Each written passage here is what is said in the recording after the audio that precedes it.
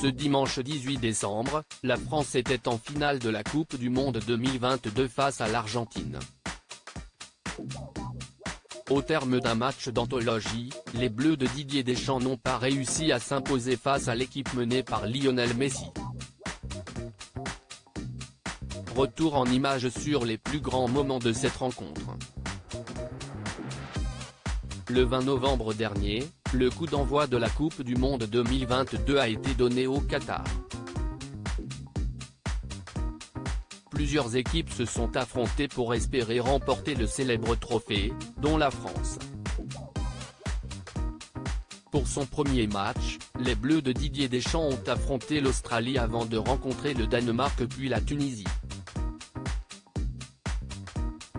Le 4 décembre dernier, ils ont gagné leur match contre la Pologne sur le score 3-1. Le 10 décembre dernier, la France a fait son retour dans la compétition face à l'Angleterre.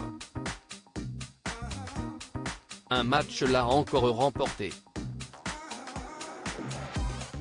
Mais la compétition ne s'est pas arrêtée là, puisque les joueurs ont rencontré le Maroc en demi-finale.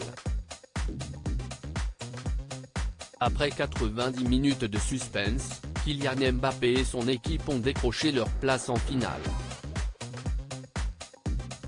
Un match d'anthologie pour la France face à l'Argentine ce dimanche 18 décembre, les Bleus de Didier Deschamps ont fait leur retour sur le terrain face à l'Argentine. Dans les tribunes, Emmanuel Macron était présent aux côtés de sa femme, Brigitte Macron. Juste avant le coup d'envoi du match, Gims a clôturé le mondial en interprétant son titre Arabo en duo avec la star portoricaine Ozuna. Le match a ensuite commencé en faveur de l'Argentine. En effet, Lionel Messi a marqué un pénalty puis un but à la 37e minute. Mais l'équipe de France est revenue par deux fois grâce à un pénalty puis à un but de Kylian Mbappé. C'était sans compter sur la hargne de Lionel Messi qui a marqué un troisième but en faveur de son équipe. Kylian Mbappé a ensuite égalisé sur le score de 3-3. Mais à l'issue des tirs au but, c'est l'Argentine qui s'est imposée, 4-2. On a tout donné, on garde la tête haute. Si les joueurs argentins ont laissé éclater leur joie, les Bleus ont accusé le coup. Hugo Lloris n'a pas pu retenir ses larmes. Quant à Kylian Mbappé, il a été consolé par Emmanuel Macron qui l'a même pris dans ses bras.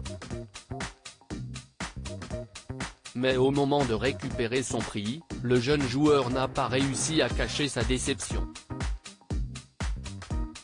Dans le 20h de TF1, Raphaël Varane a réagi à la défaite de son équipe. On a tout donné. On a eu à faire face à beaucoup d'obstacles pendant la compétition. On garde la tête haute.